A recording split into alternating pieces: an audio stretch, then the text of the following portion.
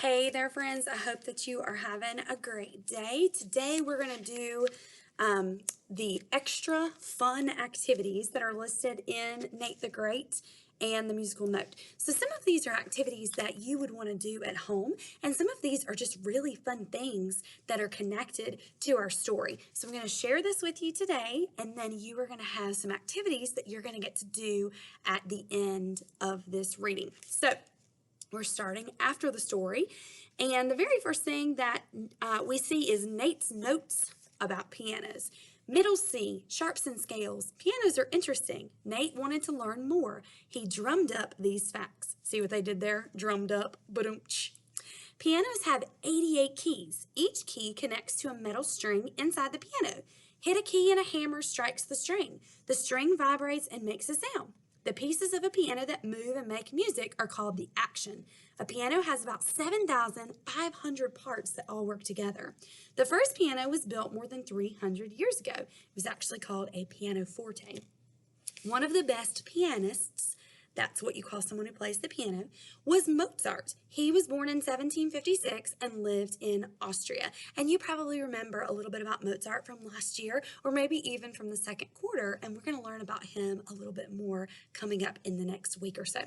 Mozart had an amazing life. He began playing short piano pieces at the age of 3.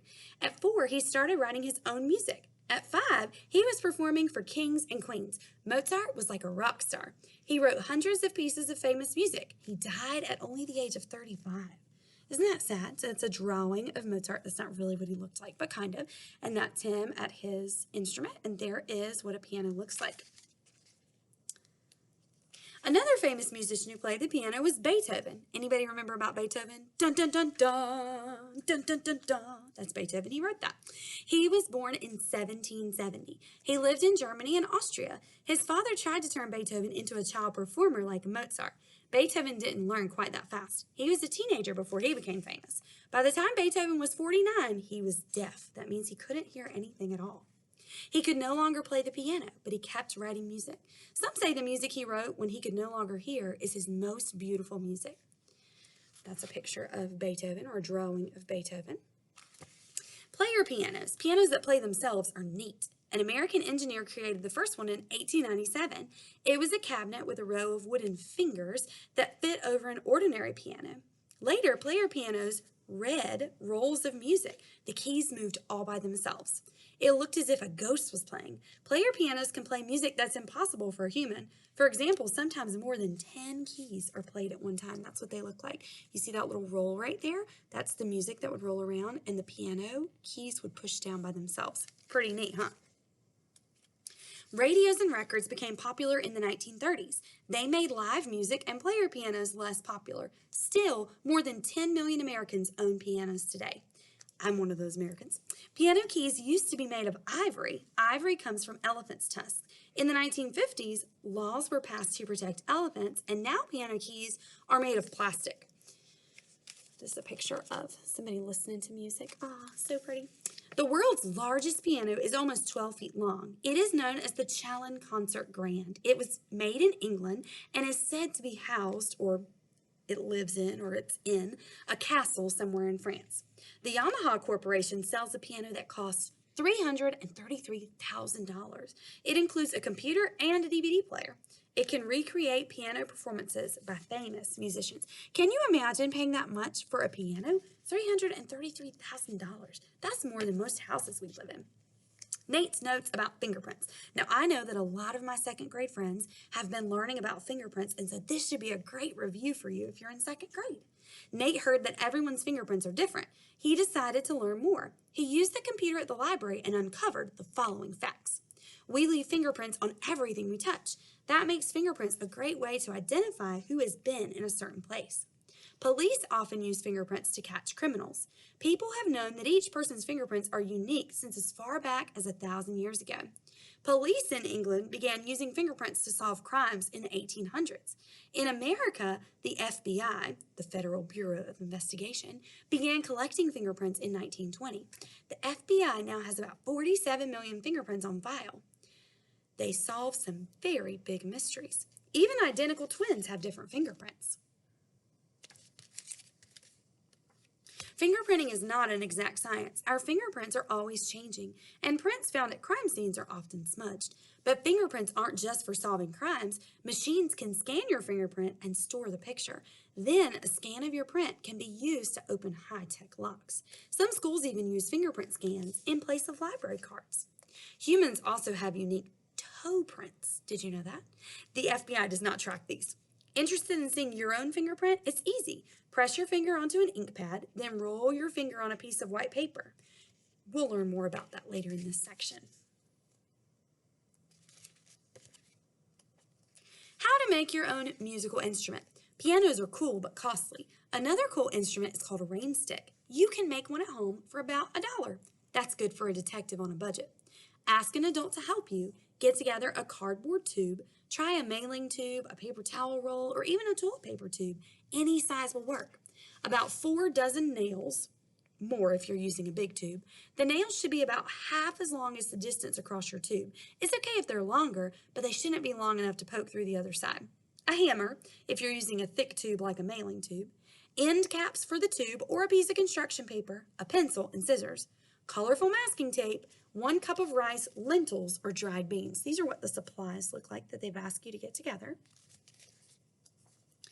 How to make your rain stick. Step 1. Hammer the nails into the tube. If your tube is small, you can push the nails in without a hammer. Just be sure the nails are more or less evenly spaced.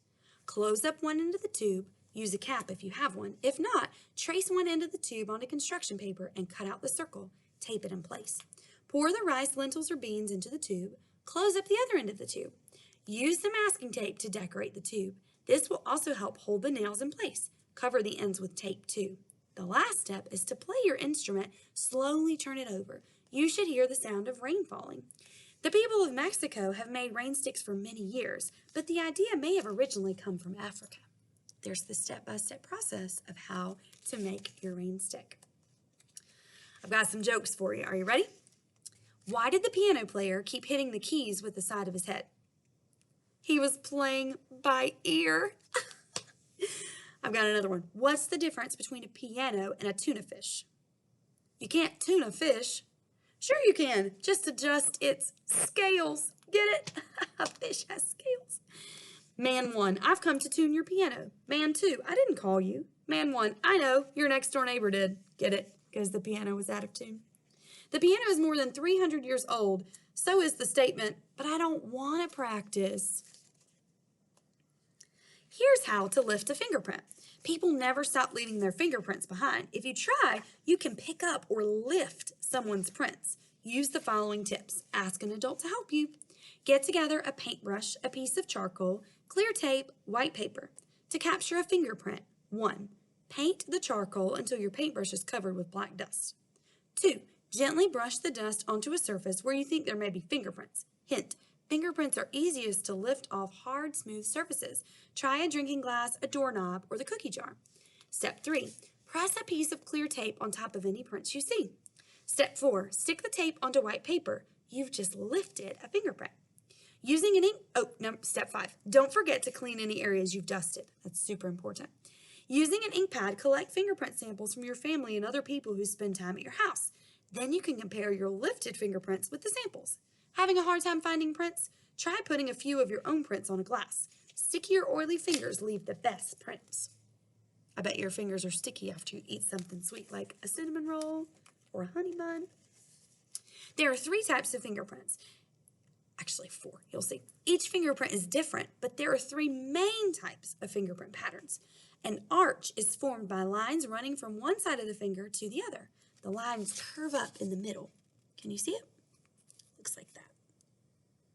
Kind of reminds me of a rainbow or a mountain. A loop has a steeper curve than an arch. The lines begin and end on the same side. See it right there? That's the type of fingerprint I have. A whorl is a spiral pattern with 1 dot in the center.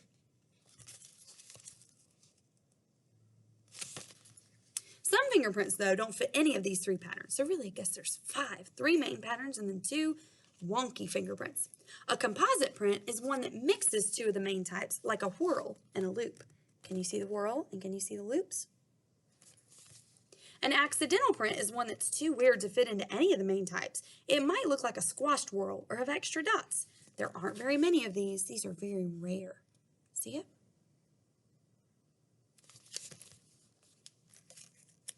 I've got some more jokes. Knock, knock.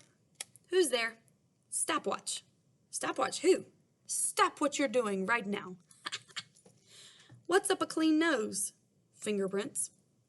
Why isn't Fang a good dancer? Because he has 2 left feet. Where do fortune tellers dance? At the Crystal Ball. What is a pig's favorite ballet? Swine Lake instead of Swan Lake.